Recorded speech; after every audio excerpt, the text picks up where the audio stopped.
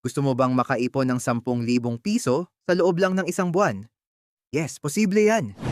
Hindi mo kailangan ng magic at hindi mo kailangan ng malaking sweldo. Ang kailangan mo lang ay ang tamang strategy at matinding focus.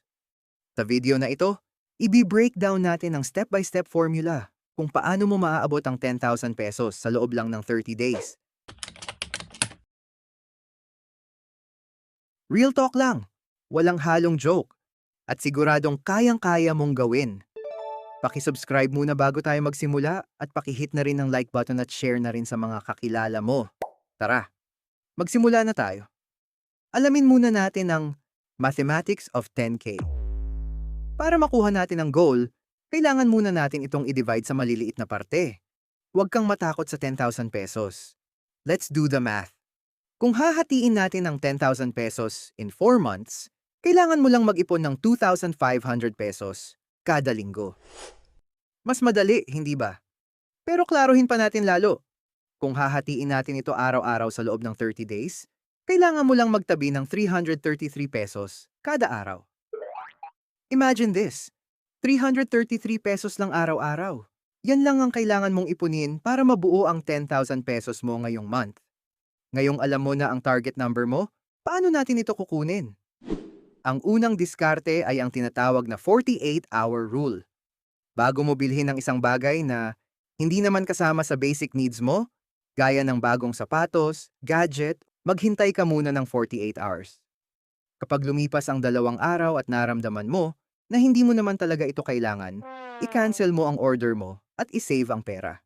You will surprise yourself kung gaano kalaki ang madadivert mong pera sa savings gamit ang simpleng habit na ito. Kasabay nito, gumawa ka ng mabilisang budget audit. Tingnan mo ang mga subscription mo online na hindi mo naman ginagamit every month. Yung mga streaming apps o gaming subscriptions na natutulog lang. I-cancel mo muna ngayong buwan. Ang perang matitipid mo doon, diretso agad sa iyong 10,000 pesos challenge. Dito na papasok ang tinatawag nating Daily Cutbacks Challenge. Sabi natin kanina, kailangan natin ng 333 pesos araw-araw. Paano natin ito kukunin sa mga daily expenses mo? Simple lang. Tingnan natin ang mga tinatawag na money leaks o yung mga maliliit na gastos na akala mo walang epekto, pero malaki pala kung susumahin. Halimbawa, kung nag-o-order ka ng food delivery araw-araw, subukan mong magbaon muna. Sa isang order ng delivery, gumagastos ka ng 200 to 300 pesos kasama ang delivery fee. Kung magluluto ka, baka 50 pesos lang ang magastos mo bawat meal. Diyan pa lang, nakatipid ka na agad ng 200 pesos. Iwasan muna ang pagbili ng mga branded na kape o matcha drink this month. Kung ang isang baso ay nagkakahalaga ng 150 pesos at 3 beses ka uminom nito per week, 450 pesos din yun. Ipunin mo yan. Ang pagtitipid ay hindi pagpapahirap sa sarili. Ito ay pagbibigay halaga sa iyong future. Pero aminin natin ang katotohanan. Mahirap mag-ipon kung maliit lang ang pumapasok na pera. Agree? Kaya kung talagang seryoso ka sa 10,000 pesos goal mo, kailangan mong lakasan ang iyong income stream. Kailangan natin ng side hustle. Ano-ano ang mga pwede mong gawin ngayong buwan? Una, pwede kang magbenta ng merienda treats kagaya ng mango float, kakanin, o di kaya leche flan. Pangalawa, pwede kang gumawa ng souvenir items like keychains, bottle opener, personalized printed shirts, or printed tote bags.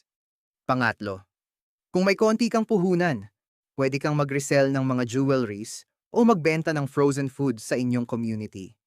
Ang bawat extra 500 o 1,000 pesos na kikitain mo rito ay direktang papasok sa iyong saving goal. Huwag kang mahihiyang mag-sideline dahil ang tunay na diskarte ay walang pinipiling trabaho. Para hindi mo magastos ang naiipon mo, kailangan mo ng tamang sistema ng pagtatago ng pera. Huwag mong iwanan ang ipon mo sa wallet mo dahil siguradong magagalaw at magagalaw mo yan. Gamitin mo ang envelope method. Tuwing makakakuha ka ng pera mula sa iyong sweldo o sidelines, ihiwalay mo na agad ang para sa savings mo. Ang tawag dito ay pay yourself first. Huwag mong hintayin ang matitira sa sahod mo bago ka mag-ipon. The truth is, kadalasan ay walang natitira. Iset mo sa isip mo na ang 333 pesos araw-araw ay hindi mo pera. Pag-aari ito ng 10,000 pesos goal mo. At ang pinakamahalaga na dapat mong gawin para sa goal mo ay ang self-discipline. Dahil hindi kung puro kagastos ay sure na wala ka talagang maiipon. Sipag at tiyaga lang. Tubukan mo dahil sa huli, ikaw rin naman ang makakabenepisyo. Ang 10,000 pesos ay hindi malayong pangarap kung sisimulan mo ngayon. Isang buwan lang ng disiplina, isang buwan lang ng focus, at makikita mo ang resulta. Salamat sa panunood ng video na ito. Kung gusto mo pa ng mas maraming tips tungkol sa pag-iipon, siguraduhin kasama ka sa ating community.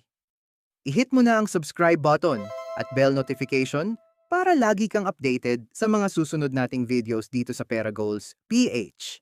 And always remember, ang iyong pera, may goal dapat yan. See you sa susunod nating video.